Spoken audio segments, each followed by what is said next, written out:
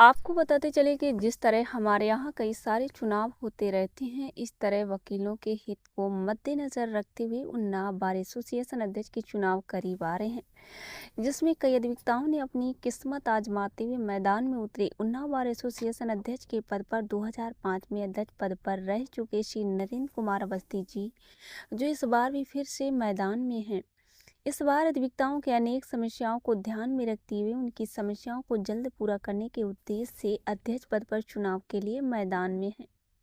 आपको बताते चले कि अधिवक्ता कहीं न कहीं सामाजिक रूप से परिवार को जोड़ने का काम करते हैं। अधिवक्ताओं को विशेष रूप से कोई भी सुविधा सरकार से नहीं मिलती है, जिसको ध्यान में रखते हुए नरेंद्र अवस्थी जी ने अधिवक्ताओं की आवाज़ के साथ इस बार अध्यक्ष पद पर चुनाव लड़ रहे हैं। और आपको बता दें कि 8 बार से अध्यक्ष पद पर रह चुके सतीश शुक्ला ने नरेंद्र अवस्थी का समर्थन कर उनकी जीत का हौसला दिलाया। प्रेस कॉन्फ्रेंस के कारण नरेंद्र अवस्थी जी ने अपनी अनेक अधिवक्ताओं से जुड़ी समस्याओं को पत्रकारों के सामने रखा और ये भी कहा कि वह जल्द ही अगर अध्यक्ष पद पर नियुक्ति होते हैं तो ये तमाम समस्याएं का निवारण जल्द ही करेंगे। उन्नाव से गुड़िया रावत की रिपोर्ट।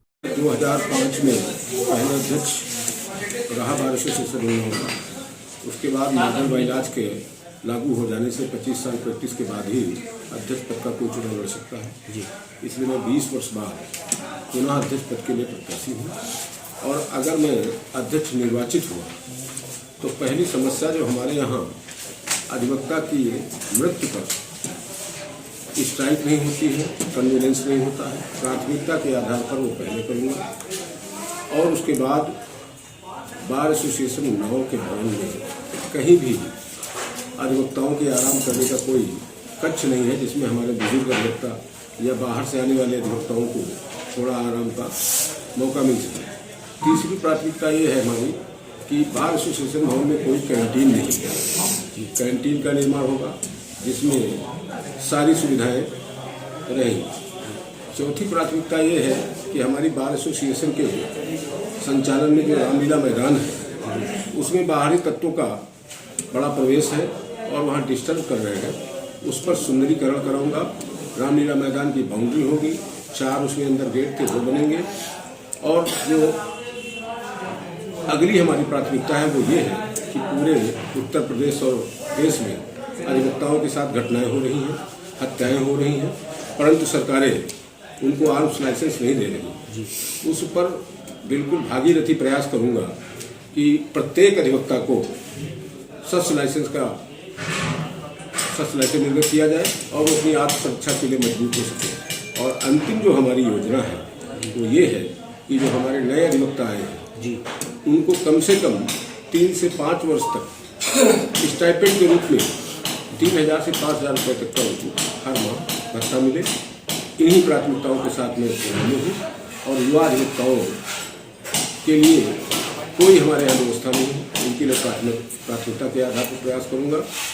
और जो हमारे बुजुर्ग अधिवक्ता हैं, वरिष्ठ अधिवक्ता हैं, उनका भी ध्यान रखा जाएगा। बार और बेंच का सामंजस्य बना रहे, इस पर भी ध्यान रखा जाएगा। और छोटे बड़ों का जो सम्मान है वो कुछ विगत वर्षों में क्षीण हुआ, प्रयास होगा कि हमारा जूनियर अधिवक्ता वरिष्ठ अधिवक्ता का सम्मान करे। और वरिष्ठ अधिवक्ता से प्रयास करूँगा कि वो भी अपना स्नेह छोटे भाइयों को दे। इसी उद्देश्य के साथ में पुनः जिस तरह संज्ञान वो बार के सर्वमान्य नेता हैं और हमारी बार में 8वीं बार अध्यक्ष निर्वाचित हुए हैं जी। और अगर अधिवक्ताओं के प्रति उनका लगाव न होता और अधिवक्ताओं के हितों के लिए कोई लड़ाई न लड़े होते तो शायद यहाँ 8 बार कोई अध्यक्ष नहीं हुआ। और वो सदैव अधिवक्ताओं के हर काम में कष्ट और सुख दुख में खड़े होते हैं। ये सबके बस की बात नहीं, ये उनका अपना एक व्यक्तित्व है। और उनके आ जाने से निश्चित तौर से एक बहुत बड़ा इजाफा हमारे मतों में होगा, क्योंकि उनकी भी लोकप्रियता अधिवक्ताओं से है। और अधिवक्ताओं के जो रुझान आ रहे हैं वो मेरे पक्ष में थे, जिसको देखते हुए हमारे अध्यक्ष जी ने हमारे समर्थन की घोषणा की है। निश्चित तौर से इनकी घोषणा से हम और अत्यधिक मजबूत हैं। इन्होंने वकीलों का एक कुशलतापूर्वक नेतृत्व भी किया है और हमें उम्मीद है कि आप सबके दम पर एक बार फिर से अध्यक्ष होने जा रहे हैं।